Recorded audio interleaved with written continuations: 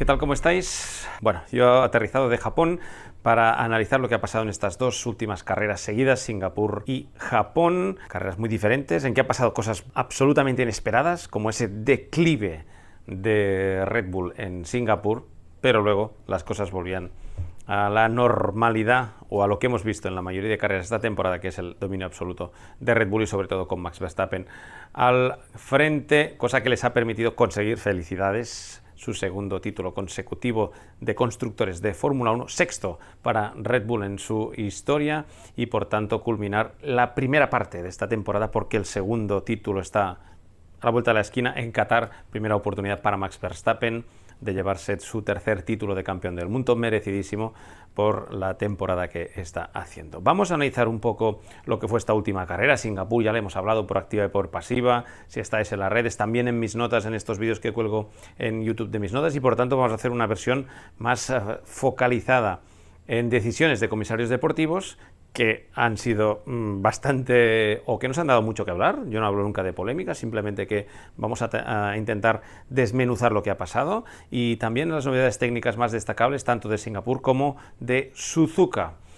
¿Preparados? Sí. No os olvidéis de suscribiros a estos vídeos, darle al like, campanita, porque van a venir muchos más hasta que no termine la temporada y más allá. Claro que sí. Vamos a seguir hablando de Fórmula 1. Venga, empezamos analizando lo que pasó en el Gran Premio de Suzuka, Gran Premio de Japón, siempre una carrera especial con un circuito vieja escuela, en 8, de aquellos sitios que mola mucho ir por el ambiente, por la atmósfera, pero también que es un desafío para pilotos e ingenieros el circuito de Suzuka, con un asfalto que es un come ruedas y que no decidió la carrera, pero que sí que hizo que las estrategias cambiaran un poco de lo que teníamos pensado al llegar ahí. Podium final, título para los hombres de Christian Horner, Verstappen aplastando cualquier duda que pudiera haber sobre la directiva técnica 0018. Dijimos, en Suzuka tendremos una medida muy clara de quién es quién en esto y a quién ha afectado más y a quién ha afectado menos. Y lo que está claro es que a Red Bull se le ha afectado poquísimo, y que por tanto el momento que está atravesando este hombre, el coche y el equipo, ha seguido intacto, o al menos ha seguido siendo superior al de sus rivales. No era una sorpresa ver a los dos McLaren. Decíamos, cuidado con los McLaren en Suzuka, atención a los McLaren en Qatar. No están para lucharle aún de tú a tú con Red Bull, pero sí para estar en el podio y, cuidado, dar guerra a Ferrari y a Mercedes en esa lucha por las posiciones de podio, aunque me temo que de aquí a final de temporada, para mí, en global, la segunda fuerza de la Fórmula 1 va a ser la de McLaren, aunque veremos en diferentes carreras como algunos y otros son capaces de sacar mejor prestaciones de los coches. En definitiva, un podium bastante esperado, porque fue una carrera, al menos delante, bastante tranquila. Más movida fue atrás, una carrera a dos paradas provocada por la mayor degradación del neumático medio. Se esperaba menos degradación de este neumático, pero la temperatura, que fue más alta de lo que normalmente teníamos en Suzuka, hizo que la degradación del medio fuera más alta, y eso abocó a todos los participantes a hacer dos paradas. Nadie lo intentó a una, incluso hubo pilotos como Hülkenberg que fue a 3 paradas, hubo virtual safety car, hubo safety car, bastantes movidas, y con estrategia 2 paradas con 2 duros o 2 medios. Condicionado, ¿por qué? Pues por la estrategia y la selección de neumáticos que habían hecho para el viernes. Los equipos tienen 13 juegos a su disposición y a partir de ahí van descartando cada práctica. Los que vieron a venir que sería muy dura con los neumáticos se guardaron 2 juegos de duros. Los que quisieron ser un poco más arriesgados tuvieron que hacer una carrera un poco más arriesgada, porque la degradación en algunos momentos y en algunas fases del medio era muy parecida a la del blando, que se descartaba para la carrera, pero que al final algunos incluso lo utilizaron para tomar la salida en carrera. Poca historia más allá de la lucha ya entre Ferrari y Mercedes, con la estrategia que yo creo que en Ferrari, sobre todo con Sainz, podían haber sacado el mejor partido, luchas entre compañeros de equipo. El Aston Martin, que pese a no tener un mal ritmo de carrera, sigue lejos ahora mismo, y me da la sensación de que se está estancando como para pensar que pueda luchar de nuevo con los Ferrari o los Mercedes. Aquí creo que tiene una buena velocidad de carrera. Los Alpine, que han resucitado y aquí tuvieron un buen resultado, con polémica incluida entre los pilotos, intercambio de posiciones, paso adelante, ya lo vimos en Singapur, de los Alfa Tauri. Aquí volvieron a estar muy cerca de los puntos, metiéndose su noda en la Q3, buen resultado. Lawson casi se mete en la Q3, pero han hecho sin duda un paso adelante, sea o no con ese motor Honda Special Suzuka, que seguro estrenaron Checo Pérez y Max Verstappen, seguro que intentaron sacarle máximo rendimiento, algo que también benefició a los Alfa Tauri. Por detrás, pocas noticias al respecto, excepto por la mala carrera, y veremos después, la analizaremos, de Checo Pérez y también de Lance Stroll, que sigue sin levantar cabeza, al igual que Sargent, pero estos pilotos los analicé en el vídeo que ya os dije sobre la puntuación de este Gran Premio. Mis notas del Gran Premio los podéis ver allí. Vamos a ponernos en temas decisiones de comisarios deportivos. Bastantes toques en la salida, nada destacable. Verstappen, que mantuvo la primera posición pese al ataque por un lado y por otro de Oscar Piastri y de Lando Norris. Quiso imponer su autoridad, su pole position, y salió primero de la segunda curva, más allá de la primera, y que sin duda eso le dio tranquilidad. Por detrás, luchas, hubo toques en la salida. Aquí veis al Williams prácticamente volando, pero en la parte delantera prácticamente pocas cosas cambiaron. Vamos a entrar en decisiones de comisarios deportivos, y aquí hago un momento, un stop, para hablar de Singapur, porque no hicimos vídeo en Singapur y quedaron muchas cosas pendientes, como por ejemplo esta situación en clasificación, en donde Max Verstappen bloqueó a Tsunoda. Para mí era una penalización. No hay dos incidentes claros, iguales. No los hay. Siempre hay atenuantes, siempre hay condicionantes, siempre hay situaciones que son diferentes, y por tanto allí hay un punto de subjetividad. Pero entre las tres cosas que estuvo investigado en esa clasificación Verstappen, la del Pirelli en una situación bastante, vamos a decir, inverosímil, que no se había producido en ninguna otra ocasión, y ahí los comisarios fueron, vamos a decir, conservadores y fueron poco agresivos en este aspecto, y se saldó con una reprimenda, al igual que se saldó con una reprimenda el tema de la acción de Max Verstappen con Yuki Tsunoda. Fue todo un poco raro. Primero, que no vimos la nota de llamar a los representantes de Alfa Tauri, y la FIA dijo que sí les avisó por otro conducto y que no asistieron a la reunión, a la llamada, cosa que me parece bastante raro, ¿no? Y que debería estar regulado de otra manera para obligar a los equipos, sean un equipo B, sea un equipo de la FIN, en definitiva, todos tendrían que pasar por comisarios deportivos, y no escogió no participar en el meeting. Bueno, esto ya me parece poco correcto. Y luego la acción en sí, para mí alude a que ha habido otras situaciones en que sobre todo los equipos no avisan a los pilotos y se bloquean.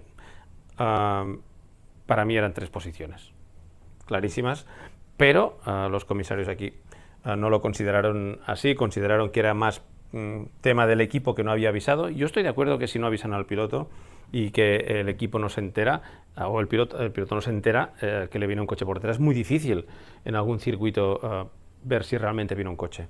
Bueno, para mí, viendo la acción, yo creo que ha habido otras acciones parecidas y que creo que le tenían que haber penalizado con puestos de parrilla. Venga, nos vamos a Japón.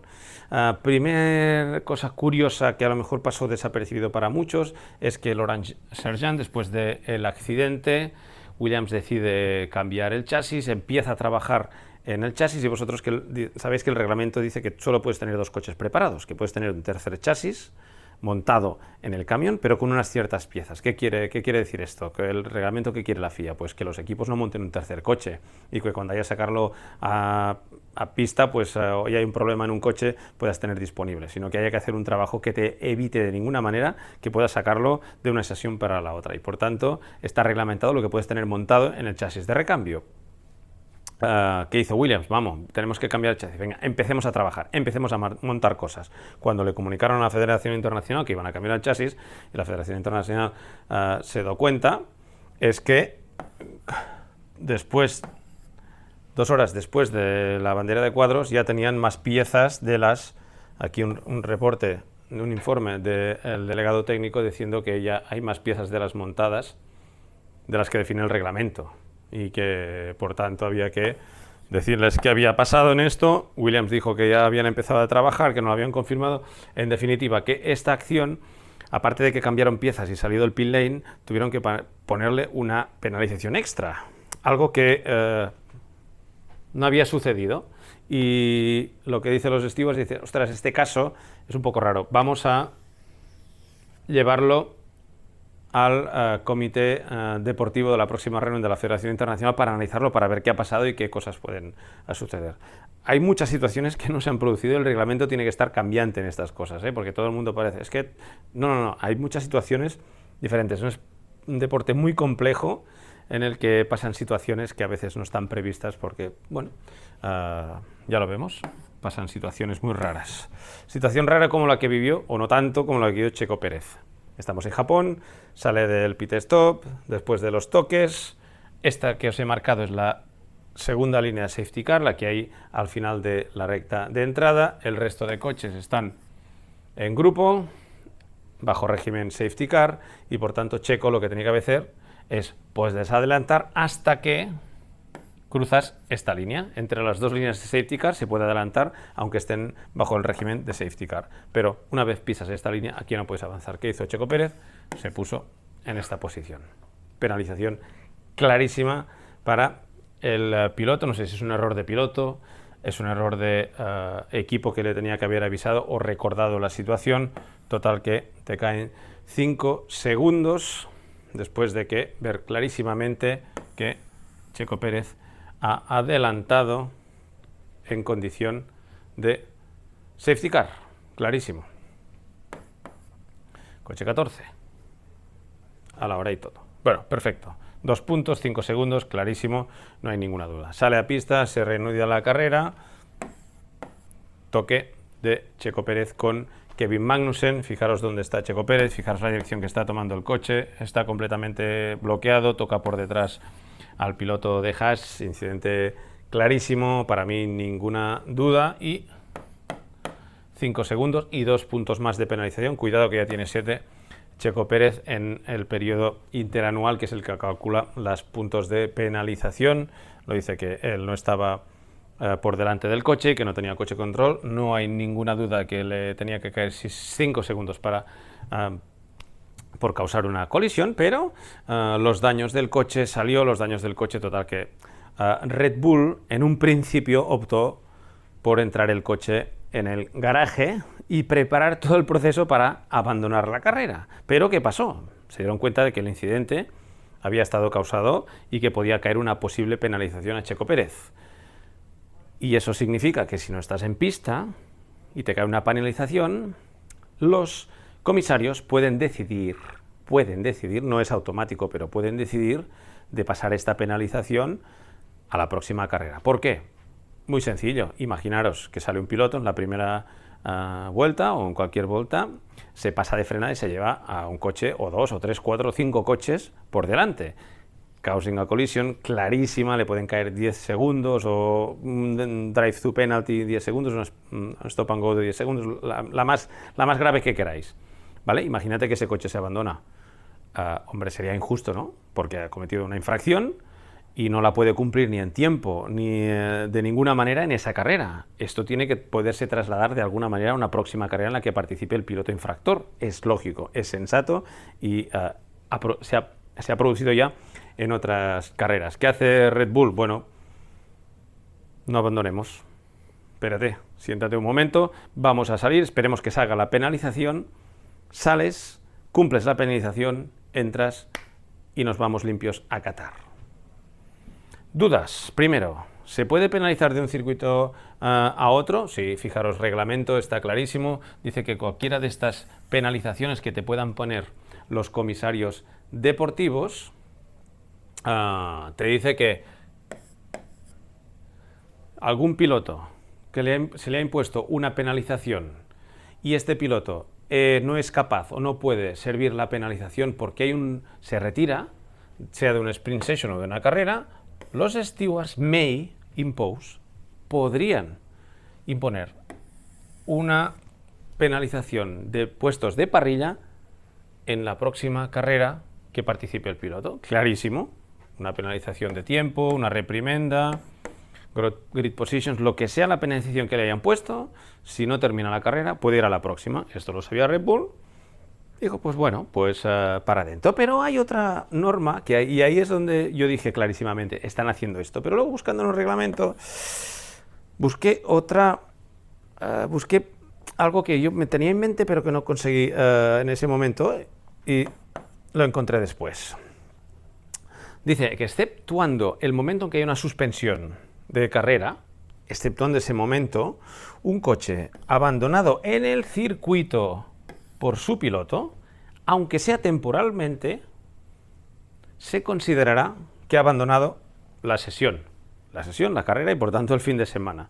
Eso está clarísimo. Dice que hay circunstancias excepcionales que si se abandona el coche durante una sesión de carrera o de sprint, puede participar cuando se reanuda la carrera, demostrando que no ha sido abandonado por problemas técnicos, por problemas en el coche o para ganar algún tipo de ventaja. Bueno, esto no era no estábamos en suspensión de carrera, no estaba suspendida la carrera, estaba en safety car, luego se reanudó, por tanto ese escenario no lo contemplamos. Y si vamos a rajatabla, el abandono de su coche, bueno, tendríamos primero ver qué significa abandonar el coche.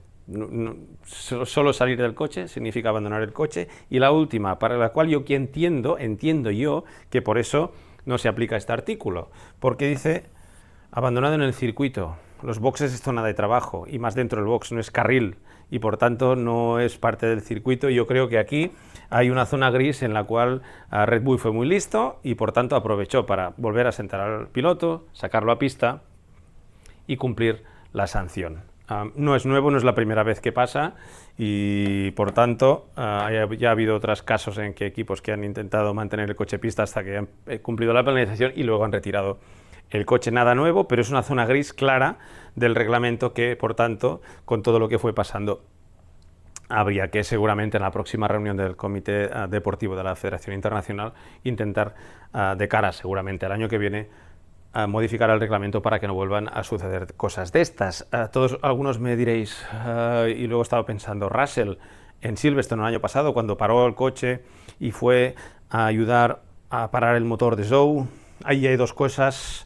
Primera, el coche estaba pinchado y por tanto tiene car damage, hay problemas en el coche. Y la segunda, si no recuerdo mal, las asistencias ya fueron a trabajar en el coche cuando Russell volvió a él y por tanto ahí ya recibiste asistencia y ahí también hay otra norma que dice que cuando recibes asistencia el coche queda completamente fuera de parque cerrado, fuera de la carrera, por tanto hay que darlo por abandonado. En definitiva fue un momento un poco ahí con muchas preguntas y respuestas. Creo que era importante aclararlo desde mi punto de vista. A lo mejor hay alguna otra cláusula en el Código Internacional que me he perdido, pero no me los sé todos, ni mucho menos.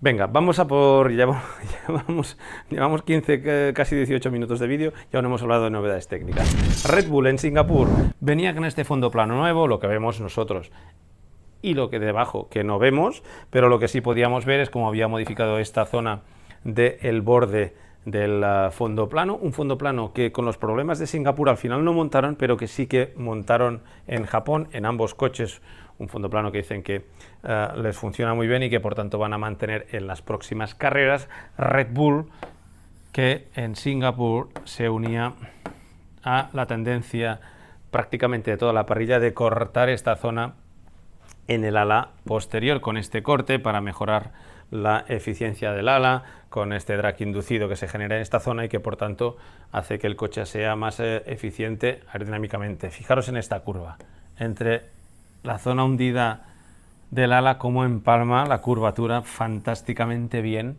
con el elemento superior, con el biplano del DRS. Fijaros, es preciosa esta foto.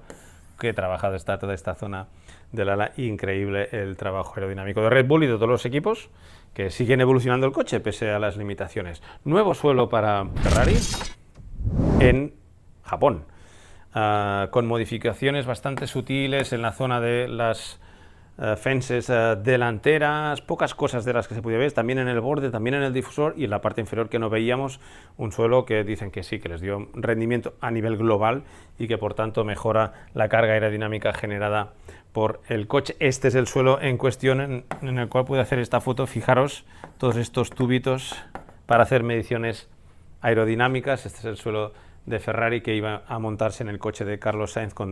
Te das cuenta enseguida cuando es una pieza nueva, cuando llegan todos estos elementos que son para test, para probar el viernes o los libres 3, pero luego para clasificación y para carrera se sacan y se deja normalmente el suelo limpio porque es peso y es material que no quieres tener en tu coche durante la carrera. Novedades en Mercedes también en el ala posterior. Fijaros cómo ya no es tan limpio como aquel de Red Bull, que veíamos aquí. Ya no es tan limpio esa curvatura y tan unida. No quiere decir que sea ni mejor ni peor, pues simplemente que aquella me parecía mucho más conjunta que no esta de Mercedes, aunque a nivel de rendimiento, como no tenemos los ojos del CFD ni los de Adrian Newey, no lo sabremos. Aquí también otra tendencia en muchos de los equipos en las platinas lateral del ala posterior, con esta zona mucho más salida que veis aquí, en esta protuberancia en la platina lateral, algo que ya hemos visto en muchos equipos. Y un detallito que ya os acordáis en Italia que vimos al Alpine con esos hilitos para hacer pruebas aerodinámicas, también las tenía aquí el Mercedes. ¿Por qué no parafina? Bueno, parafina te hace un registro y si puedes visualizar bien con una cámara lo que hacen los hilos en diferentes velocidades y en diferentes condiciones, en giro, en recta, en carga, en no carga, cuando el fondo está trabajando, aquí tú puedes ir viendo realmente si el flujo sigue pegado a estas partes y por tanto está haciéndonos su rendimiento.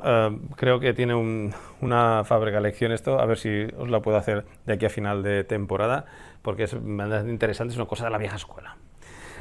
Alpine, novedades también en el equipo francés, sobre todo en Singapur veíamos esa entrada de los pontones. Antes tenían aquí un mazacote así de cuadrado, ahora ya prácticamente Alpine, que se ha unido al resto de la parrilla con esta zona mucho más redondeada y sobre todo con esta zona de la cuchara inferior mucho más avanzada que el resto del pontón, algo que también conllevaba modificaciones en esta parte de la entrada, y este espejo con estos direccionadores, generadores de vórtices en la parte superior para ayudar a dar energía seguramente a todo este flujo que entra en ese canal interno de los pontones, que también se han puesto de moda a lo largo de la parrilla. Alpine, que también ha estrenado, igual que muchos otros equipos, no los voy a repasar todos, pero diferentes alas inferiores en el ala posterior. Aquí tenéis el escape con estos beam wings, a los que también ahora la Federación Internacional les añade estos dots, esos puntos que vimos en la fábrica lección de Singapur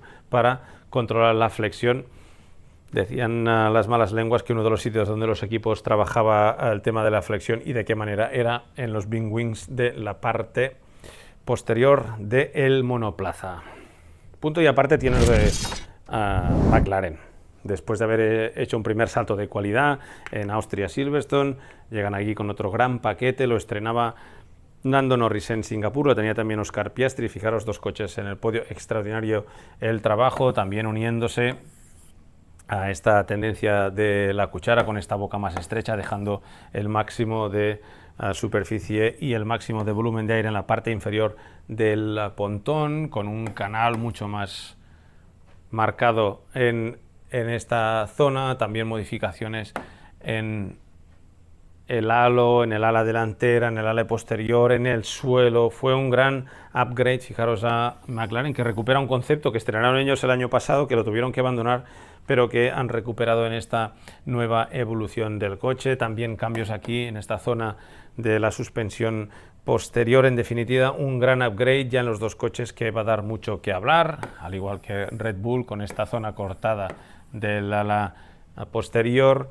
En definitiva, algo que les está funcionando muy bien y que habrá que tenerlos en cuenta, ya os decía, de aquí a final de temporada. Parafinan todo el lateral del McLaren. Me encantan estas fotos para ver, fijaros, cómo quedan marcados todos los flujos de este pontón, hacia dónde van, de qué manera. Información muy interesante también en el borde del fondo plano para los aerodinamicistas de McLaren y también para los de los otros equipos, que seguro que tomaron buena nota, no de mis fotos, pero sí de los fotógrafos que tienen para sacar buenas fotos de todo esto, pero sin duda que es información y que es muy curioso para nosotros. Nos vamos a Aston Martin. No ha habido muchas evoluciones, me atrevo a decir que cero o pequeñísimas, solo para adaptar el coche al circuito. En Singapur, problemas en el pit stop. En uno de los pit stops, problemas de los de Fernando Alonso, pues causados por este aletín, que ya lo veíamos, si no recuerdo mal, en Italia, que se desmontó, que volvió al coche y que esto hace que se tenga que modificar la plancha del gato. Pues dio problemas. Y estuve en los pit stops, en las prácticas de pit stop del jueves, y les dio problemas. Solución: quitaron otra vez la aleta, ponieron la cazuela del gato posterior sin este espacio para poder dar mayor estabilidad. ¿Qué pasaba? Que como no había contacto entre esta superficie de la luz y el gato, se desestabilizaba. Este contacto le da mucha más estabilidad y por tanto aquí no podía haber contacto porque había esta aleta y en definitiva el coche era más inestable, sobre todo en pin lanes como el de Suzuka, en el que hay pendiente y que por tanto el coche es mucho más fácil que se desestabilice.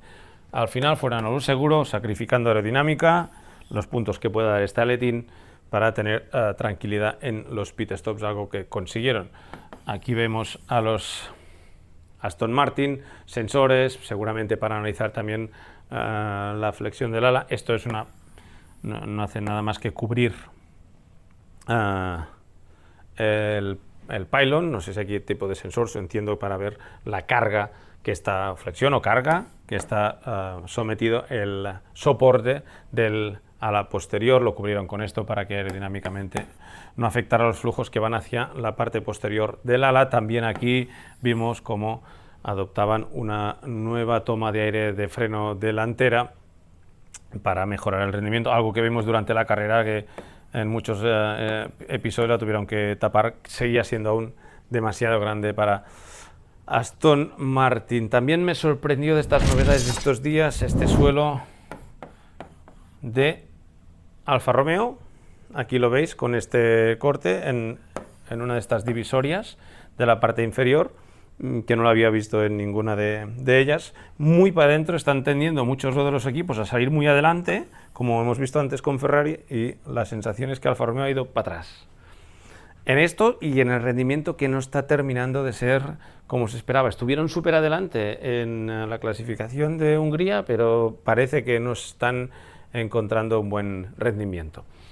Como sí que ha encontrado buen rendimiento, lo decíamos antes, AlphaTauri, que ha presentado una gran evolución también en Singapur, con pontones nuevos. Fijaros en esta zona con este bulto, también cambios en el fondo, en el borde y en la parte inferior, en la suspensión. En definitiva, un gran cambio en la zona de la Coca-Cola, también un gran cambio para la escudería AlphaTauri, que les ha permitido hacer un paso adelante importante. Lo hemos visto tanto con Lawson como Tsunoda, como están y están siendo candidatos para entrar en la Q3 prácticamente en cada una de las carreras, aunque no de momento para luchar con ese grupito en el cual está Ferrari, está Mercedes, está McLaren, este Aston Martin. Pude hacer esta foto del AlphaTauri. Hemos visto esta zona, acordaros de esta zona de aquí porque está más alta y no hay otra razón, que es la estructura de impacto superior que viene en esta zona. Esta es la inferior y la superior, que está aquí en esta zona y que por tanto hay que proteger de alguna manera, y no puedes irte para abajo, sino que tienes que mantener esta estructura tapada. Curiosa esta imagen, que la saqué porque hacen los cambios, ensayos de extracción de pilotos por parte de los comisarios de pista en cada circuito. Aquí veis las líneas hidráulicas, las líneas de freno, en definitiva un chasis completamente despiezado del AlphaTauri. Ya para terminar, os quería enseñar estas fotos de la unidad de potencia de Honda, que tuve el placer en estas reuniones que nos hace la Federación Internacional con los constructores, con los motoristas. Tuvimos la oportunidad de ver esta unidad, que es la de 2021, muy parecida a la de 2022, cambian los internos, pero que es una auténtica obra de ingeniería y que es un lujo de poder verla de cerca, de tocarla, de ver cómo está empaquetada, porque realmente aquí la veis muy grande en una foto, pero al final termina siendo algo muy pequeño, algo que genera 1000 caballos de potencia en una pieza de ingeniería espectacular. espectacular. Ver los detalles de fabricación, la cantidad de ingeniería y de dinero invertida en todas y cada una de las piezas de esta unidad de potencia es una auténtica pasada, ¿no? Fijaros con la admisión en esta zona delantera de la monoplaza, el motor que está aquí en V, realmente interesante, la entrada del compresor del MGUH y ahora os la mostraré con detalle, y la parte posterior, aquí la tenéis, la parte posterior con los colectores de la admisión, de las trampetas variables, el escape, la salida de las válvulas de descarga, el escape central, y en esta zona de aquí es donde va el turbo partido y el MGUH.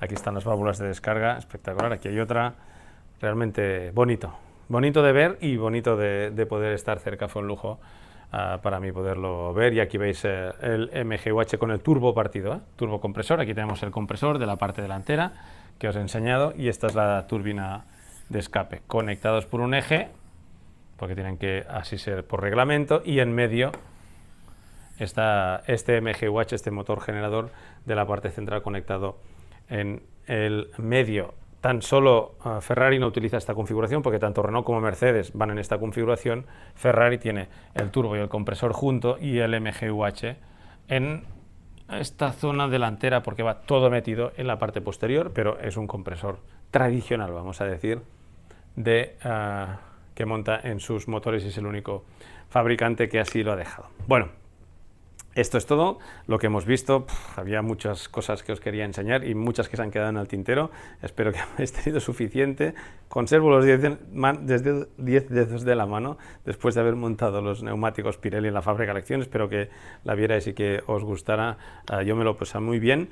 Quedé impresionado de cosas que hacen a la hora de tener preparados los neumáticos para los equipos, los 13, 17, 20 juegos para cada piloto, para cada fin de semana en el Gran Premio de Japón y en todos y cada una de las carreras, a no ser que haya ATA. Acordaros que quitan 2 juegos. Bueno, nos vemos la próxima carrera. Este fin de semana tenemos libre, descansemos de Fórmula 1, porque primera oportunidad para Max Verstappen seria de conseguir el título mundial. Y cuidado que por primera vez en la historia podría no conseguirlo en un Gran Premio, podría no conseguirlo el domingo, porque el sábado en la carrera sprint en la primera oportunidad. Bueno, cosas de esta Fórmula 1 moderna, es lo que hay. Bueno, espero que os haya gustado. Si no estáis suscritos, meteros ahí y no os olvidéis, sobre todo, de dejar vuestro comentario si tenéis algo que decir, tanto si es bueno como malo. Con respeto, siempre. Venga, un saludo. Bueno, fue una carrera muy espectacular, pero yo no me cansaré de decir lo de siempre, que viva la Fórmula 1 y la madre que la parió. Nos vemos en Qatar.